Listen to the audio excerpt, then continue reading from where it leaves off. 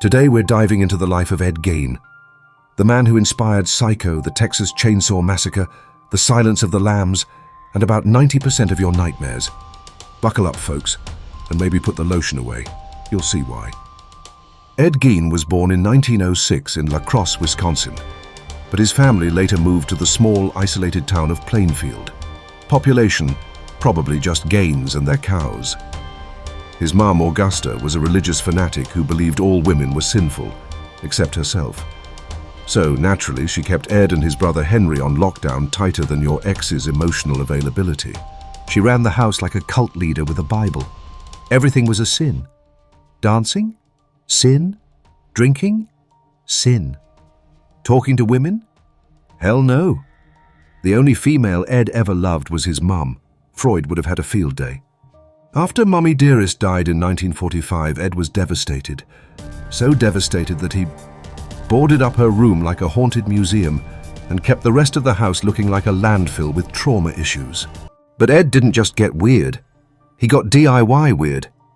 In 1957, police were investigating the disappearance of hardware store owner Bernice Worden when they decided to pay Ed a visit. And oh boy, imagine you're a cop.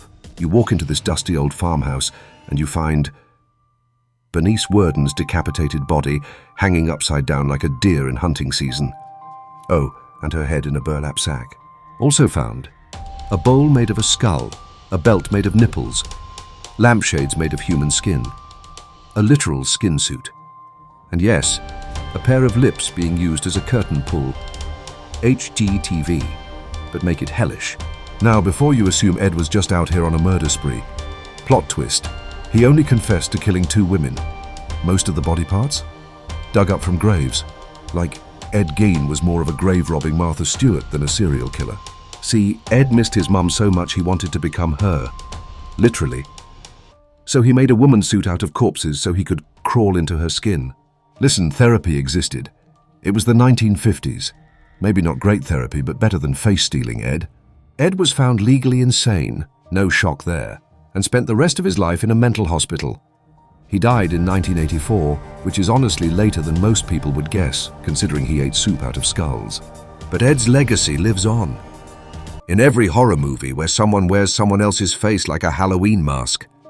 Leatherface, Norman Bates, Buffalo Bill, all Gein.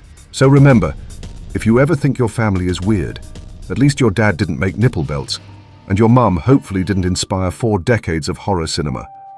Stay safe, stay sane, and for the love of all that is holy, don't open weird sheds in Wisconsin. Like, comment, and subscribe for more creepy stories with just the right amount of emotional damage. And tell us in the comments, what horror character do you think is the most Gein-y? Until next time, keep your skin on.